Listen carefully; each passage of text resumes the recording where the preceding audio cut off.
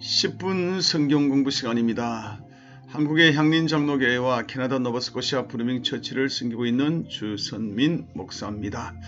아직도 이 눈이 조금 안 좋고 얼더붓습니다. 제가 이 옷을 상당히 좋아합니다. 우리 막내가 캐나다에 있을 때에 밸류 빌리지라는 곳에 가서 중고용품 판매점에서 7,000원 주고 샀습니다. 어쨌든 간에 저는 굉장히 좋아합니다. 아들이 사줬기 때문입니다. 자, 하나님의 나라의 관점에서 본 성경의 맥을 뚫는 출애굽기 오늘은 19가 하나님의 나라의 백성 이스라엘에 대한 율법 출애굽기 23장 중심으로 오늘 강론하겠습니다. 하나님께서는 출애굽시킨 이 백성을 시내산에 도착해 하셔서 그들에게 하나님 나라의 법을 줍니다. 이게 율법입니다. 자, 이스라엘은 하나님의 특별한 계획을 가지고 생겨난 나라입니다. 다른 나라와 성격이 너무너무 다른 그런 나라로 탄생했습니다. 이러한 이유로 하나님께서는 법률을 수여합니다. 그래서 이스라엘은 하나님께서 내리신 법에 의해서 다스리시는 지상의 최초의 국가가 된 것입니다. 자, 이렇게 법률을 제정한 자가 사람이 아니라 누구라고요? 하나님이십니다. 이게 바로 주권이 하나님께 있는 하나님의 나라다라는 것입니다. 여러분, 법이라 그러면 좀 많이 딱딱한 그런 면이 있습니다.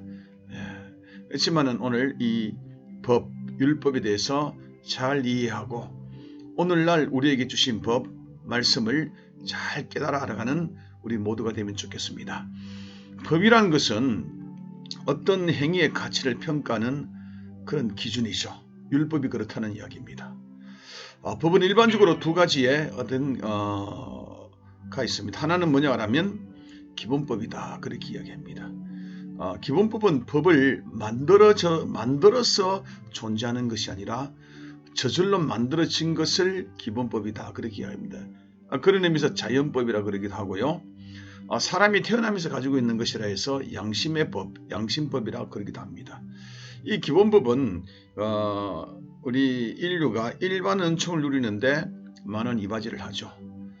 물론 사람이 원죄를 짓고 난 이후에 우리 속에 있는 양심이 많이 손상되었습니다. 하나님의 현상이 손상되기 때문에 우리 양심도 많이 손상되었습니다. 그렇지만은 완전히 파괴된 것이 아니라 일그러진 상태입니다. 그래서 우리 안에 있는 이 양심은 부분적으로라도 기능을 하게 되어 있습니다. 아마 이 일그러진 양심으로도 우리가 양심대로 살아간다면 그래도 좀 괜찮은 그런 사회가 될 것 같습니다. 두 번째는 기본법에 의해서 율법이라는 게 있습니다. 이스라엘 하나님 나라의 백성으로 특별한 사회를 건설해야 하는데 주어진 실정법입니다. 오늘날 우리 한국의 헌법 같은 것이죠. 그 율법은 하나님 나라가 목표하는 거룩한 이상을 향해 나가도록 이끌어 줍니다. 우리가 많이 오해하고 있는 것이 구약이나 예수님 당대의 그 종교 지도자들은 율법을 철저하게 지킴으로 한자 한자 최선을 다해 지킴으로 구원을 받고자 하는 그런 경향이 있었습니다. 율법의 기능은 그런 것이 아닙니다. 율법의 기능은 지켜서 구원받는다는 것이 아니라 율법의 기능은 구원받은 하나님의 백성이 어떻게 살아야 할 것인가에 대한 삶의 스탠다드, 기준을 이야기하는 것입니다.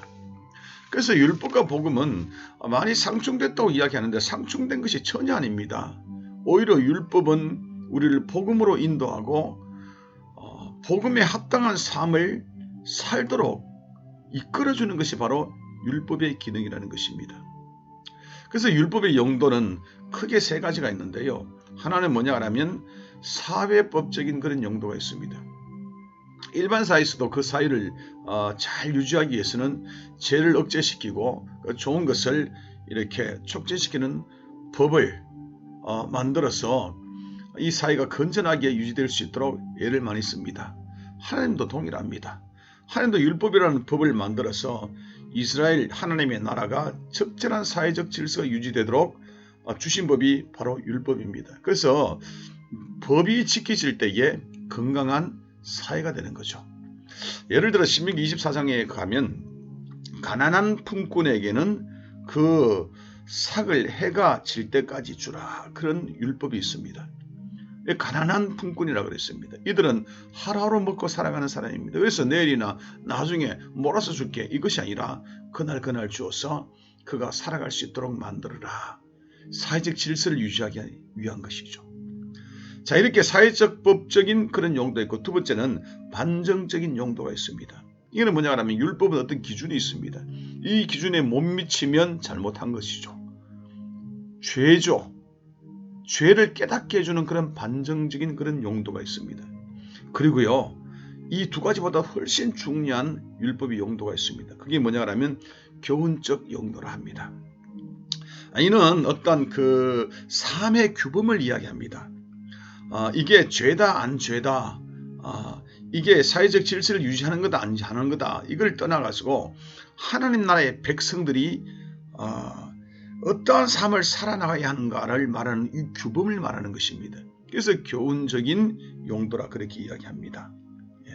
그래서 하나님 나라의 백성들은 율법을 지키면서 하나님의 품성을 인식해야 하고, 하나님께서 이끄시는 그 인도하심을 깨달을 줄 알아야 된다는 그런 이야기죠. 그리고 하나님 나라의 백성이 가져야 될 그러한 어떠한 자태를 가져야 하는 것입니다. 흔히 이를 우리는 제3의 용도다 그렇게 이야기합니다. 이게 참 중요한 겁니다. 따라서 우리가 율법을 말할 때는 율법을 통해 가지고 하나님께서 우리에게 목적하시는 그 뜻이 무언가를 주의 깊게 살펴볼 필요가 있는 것입니다. 그러니까요, 그 법 자체 구절 문자 이거보다도 그 법 안에 서려 있는 그 법의 정신이 무엇인가를 살펴보는 게 중요하다는 이야기입니다. 오늘날의 구약의 법들, 율법이 상당 부분 없어졌습니다. 그러나 법은 살았을지라도 그 법을 하나님이 내셨을 때에 그 사회적 배경을 이해하고 하나님께서 율법을 내신 그 목적이 뭔가를 잘 파악하는 것이 필요하다는 그런 이야기죠. 자, 예를 들어서 몇 가지만 들어볼게요. 자, 우리 제사 지낼 때에 율법에서는 흠없는 정결한 제물을 드리라 했습니다. 오늘날 예배 드릴 때는 짐승을 가지고 와서 교회가 피비린다는 그런 짐승 도축장처럼 그렇게 되지는 않습니다. 그러나 오늘날 우리가 예배 드릴 때에 구약의 제사 제도에 서려 있는 그 정신을 가져와야 합니다. 우리가 하나님께 나갈 때에 그리스도의 보혈로서 정결함을 입어서 그렇게 나가야 된다는 것을, 구약의 흠없는 제물을 드리는 이 정신, 이것을 우리는 이어받아야 된다는 그런 이야기입니다. 어떤 사람들은 율법을 굉장히 어떤 잔인한 법이라고 이해하시는 분도 많습니다. 왜냐하면 이에는 이, 눈에는 눈, 생명에는 생명, 그러니까 받은 대로 갚아주는 것이다 그렇게 했습니다. 그런데 율법을 내셨을 때 이렇게 잔인하게 하나님께서 그런 정신이 서려 있었을까요? 아닙니다. 그 동형복수법이라는 것은 이웃사랑이라는 정신이 서려 있습니다.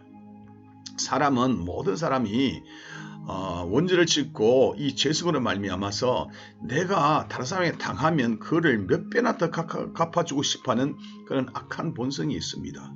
내가 눈을 한쪽에 맞으면 두 눈을 때리고 코와 입을 다 때려야지 직성이 풀린다는 그런 이야기죠. 그래서 하나님께서는 그 딱 눈은 눈, 그렇게 제한하는 것입니다. 생명은 생명 딱 제한하는 것입니다. 그게 뭐냐 하면 네가 용서하고 사랑하라는 이웃사랑의 정신이 그 안에 있다는 것이죠. 이것을 가져오는 것입니다. 자, 이렇게 그 사회적 배경과 하나님의 제정하신 법정신을 가져오는 것을 우리는 참 중요하다는 이야기입니다. 법정신이라 그렇게 이야기합니다. 신명기 24장에 보면 이혼할 때는 여자에게 이혼증서를 써주라 그랬습니다. 왜 그랬을까요? 오늘날도 그럼 이혼증서 써주고 그렇게 말아버릴까요? 그런 것이 아닙니다. 이 당시에 여자는 말이죠, 이 남자한테 속해 있어서 오가도 못하고 평생 비참한 고통 속에 살아야 했습니다. 그래서 이혼증서를 써주므로 말미암아 그에게 자유를 주고, 그리고 연약한 자가 여자니까 약자를 보호하라는 하나님의 법정신이 그 안에 서려 있다는 것입니다. 오늘날 말이죠, 신약을 살아가는 우리들도 성경 말씀과 우리는 약 2000년 정도의 큰 간격이 있습니다. 우리나라라 하면 신라시대, 삼국시대, 아니 그전 고조선 시대일지도 모릅니다. 그때와 지금은 너무나 사회가 다릅니다. 지금은 우리는 스마트폰 시대에, 오지 시대에, 여러분 인터넷 시대에, 우주로 날아가는 그런 시대에 살고 있습니다. 그런데 2000년 전에 적혀졌던 그 신약의 말씀, 4000년 전에 적혔던 그 구약의 말씀들을 문자 그대로 가져와서 오늘날 지켜야 된다. 조금 문제가 있지 않겠습니까? 물론 성경에 기본적인 원리라는 건 있습니다. 문자대로 지켜야 될 부분도 있습니다. 그러나 많은 부분 사회가 변했기 때문에 그 당시에 그 법을 제정할 때의 사회적 배경과 하나님의 법 정신을 이해해서 오늘날 변형된 형태로 우리가 적용하는 것이 훨씬 더 많다는 것입니다. 그럴 경우가 훨씬 더 많다는 그런 이야기입니다. 여러분, 설교가 무엇일까요? 목사님이 설교라는 것은 성경에 아는 지식을 늘어놓는 것이 설교가 아닙니다. 그때 당시에 사회적 배경과 법 정신을 오늘날에 어떻게 적용시켜서 오늘 살아가는 우리 이 시대의 사람들에게 삶의 표준을 전달하는 것이 이게 설교가 아니겠습니까? 우리 성도들도 마찬가지입니다. 성경을 볼 때에 문자 한자 중요합니다. 그러나 이것이 그대로 적용될 필요가 있을 때도 있고, 그러나 그 당시에 사회적 배경과 법 정신을 이해함으로 말미암아 우리가 오늘날에 바꿔진 그 형태에 따라서 하나님의 법 정신으로 우리가 이렇게 말씀을 읽고 적용하고 살아가는 것이 이게 굉장히 필요하다는 것입니다. 이걸 가지고 우리는 텍스트와 컨텍스트라고 그렇게 이야기합니다.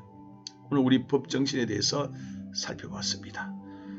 폭넓은 성경관을 갖는 우리 성도님이 되면 좋겠습니다.